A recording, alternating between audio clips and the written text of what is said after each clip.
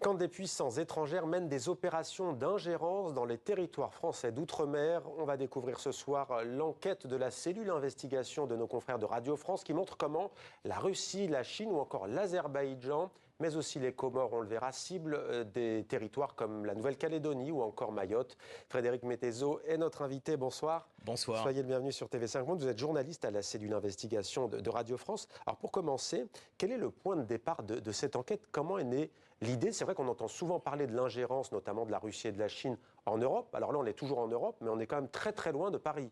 Oui, en fait, il se trouve que dans le cadre de la cellule investigation de Radio France, je travaille sur toutes ces questions d'ingérence et d'influence. Et en discutant avec des sources, avec des contacts qui m'informent sur ces problématiques, la discussion est arrivée assez naturellement en me disant, mais vous savez, il n'y a pas que l'Hexagone qui est ciblé. Les territoires français d'outre-mer, les départements d'outre-mer, les collectivités locales d'outre-mer sont ciblés.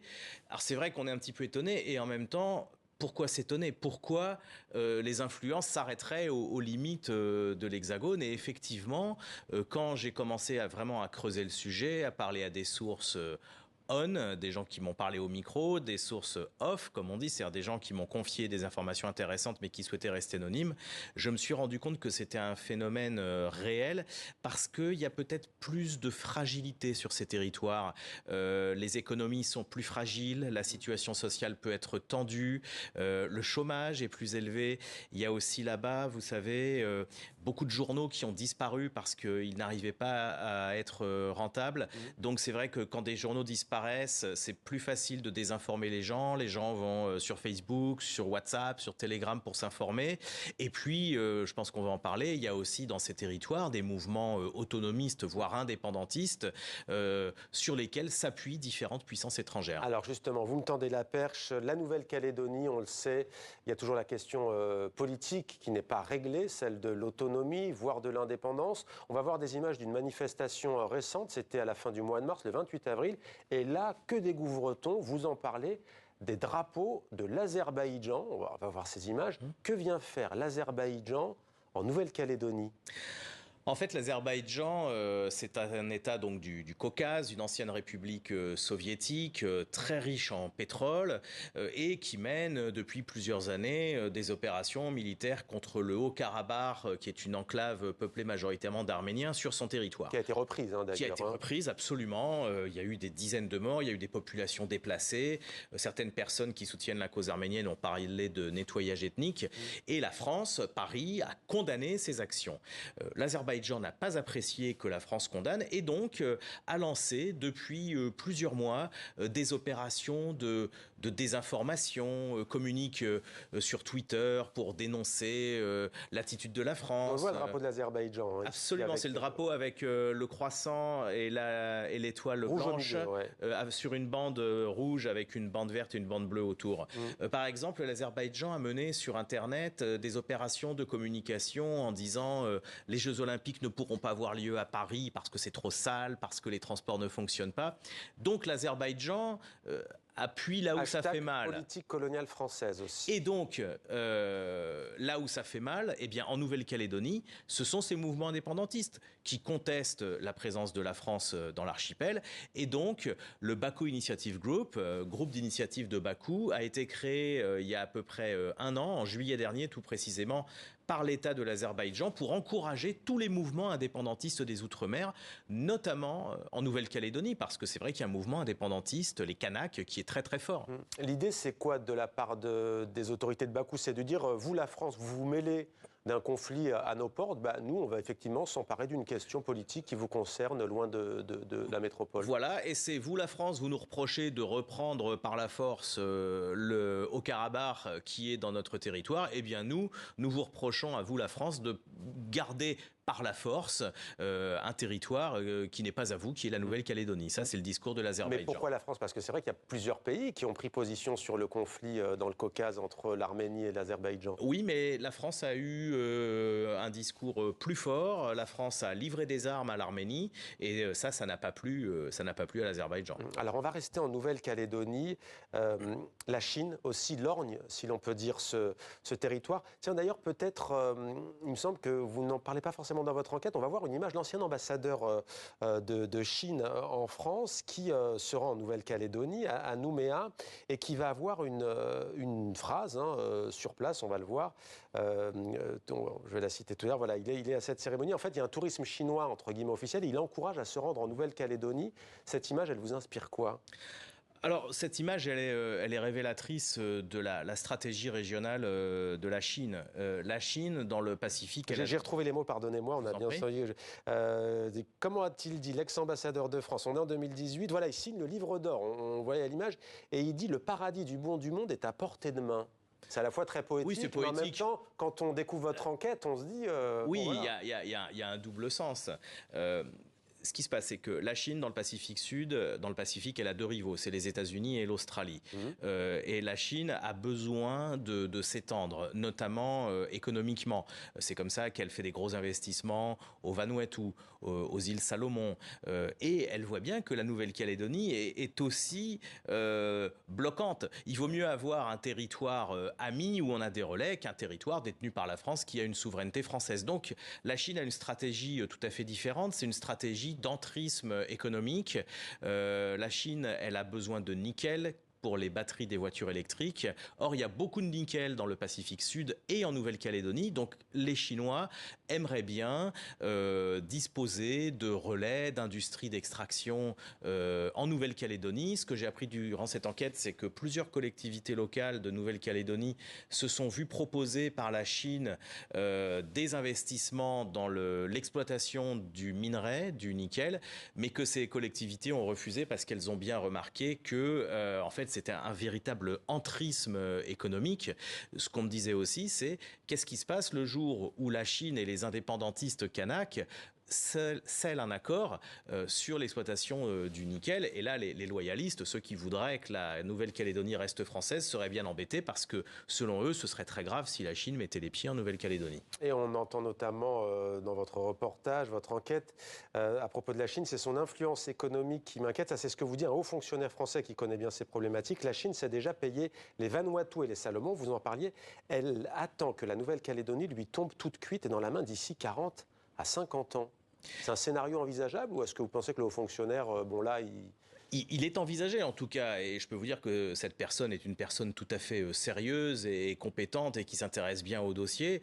Et donc, cette personne est inquiète parce qu'on voit bien les investissements que la Chine a fait dans ce qu'on appelle les nouvelles routes de la soie, c'est-à-dire s'installer dans les ports, dans les aéroports, posséder toutes les infrastructures, acheter des matières premières partout où elle va. Et donc, ce haut fonctionnaire qui a vraiment le nez dans le dossier se dit mais est-ce que la Nouvelle-Calédonie va pouvoir résister à cette envie de la Chine de développer son économie et donc de fait son influence. Avant de partir pour Mayotte et l'océan Indien, n'oublions pas aussi que Pékin et Moscou sont plus près en fait de la Nouvelle-Calédonie géographiquement que de Paris. Alors, ça joue aussi. Oui, ils sont plus près. Le Pacifique Sud, c'est la zone au sens large d'influence de la Chine. Moscou, la Russie, c'est quand même très loin. C'est quand même très loin, mais la Russie a quand même le nez dessus. Ouais. Alors sur les Comores, sur Mayotte, il y a là une histoire quand même qui est particulière. D'abord sur les Comores assument.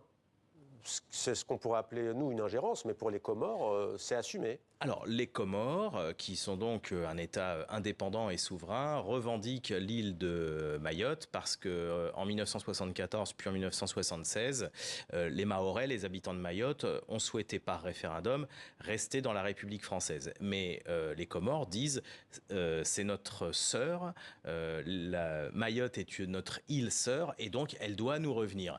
Et depuis, les Comores... Sur la question migratoire, par exemple, on a vu des bateaux... Les Comores refusaient le retour de migrants en disant ils sont chez eux là-bas. Voilà, c'est ça. En fait, refusaient la majorité des personnes qui étaient expulsées par Mayotte et ils disent ces personnes sont chez elles.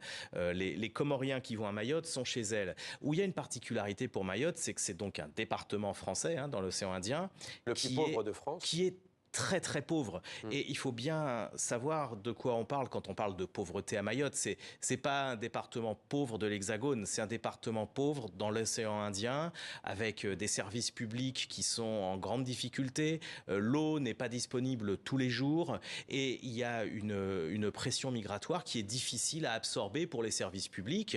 Et donc, les Comores disent regardez, Mayotte est à nous, et surtout, la Russie dit vous avez raison de dire ça. Sergueï Lavrov, le ministre russe des Affaires étrangères, a dit que finalement la France se comportait avec les Comores, avec Mayotte, pardon, comme un État colonial. Et là encore, on retrouve le discours. Les Russes disent attendez, vous nous reprochez d'avoir pris la Crimée alors que les habitants de la Crimée ont voté par référendum. Eh bien vous avez pris Mayotte par un référendum qui n'est peut-être pas si légal que cela. Donc pourquoi venez-vous nous critiquer? Et d'ailleurs, les Comores ont obtenu à l'Assemblée générale des Nations unies la condamnation de la France pour avoir, je mets des guillemets, colonisé Mayotte. Et là encore, les Russes sont très actifs, les Russes sont très présents aux Comores, et la Russie s'est dite prête officiellement, j'ouvre les guillemets, à aider les Comores à récupérer Mayotte. Ça interpelle. Comment réagit la France à tout cela? Alors, est-ce qu'elle est au courant de ce dont on parle depuis tout à l'heure, Nouvelle-Calédonie et la Mayotte? Oui, moi j'en ai parlé avec des diplomates, avec des hauts fonctionnaires qui sont parfaitement au courant de la chose. Alors il y a plusieurs choses.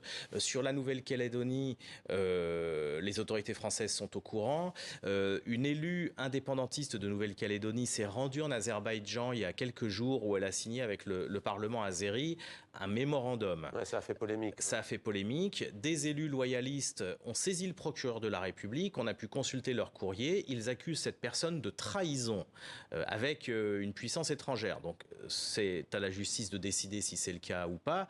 Et Gérald Darmanin, donc le ministre français de l'Intérieur, a parlé d'une ingérence tout à fait inacceptable de la part de l'Azerbaïdjan dans les affaires calédoniennes. Donc la Nouvelle-Calédonie est déjà dans le scope, puisque souvent, vous savez, les affaires d'ingérence, c'est aussi de la désinformation sur Internet, sur les réseaux sociaux. Et l'agence Viginum, l'agence de l'État qui est chargée de surveiller les réseaux sociaux et de lutter contre la désinformation, quand elle a été créée, elle a été d'abord testée en Nouvelle-Calédonie quand il y a eu un des référendums sur l'indépendance, parce que ils avaient bien remarqué à Viginum qu'il se passait des choses autour de ce référendum, qu'il y avait des comptes plutôt provenant de sphères russes ou de sphères chinoises qui encourageaient à l'indépendance. Donc Viginum a été testé grandeur nature en Nouvelle-Calédonie.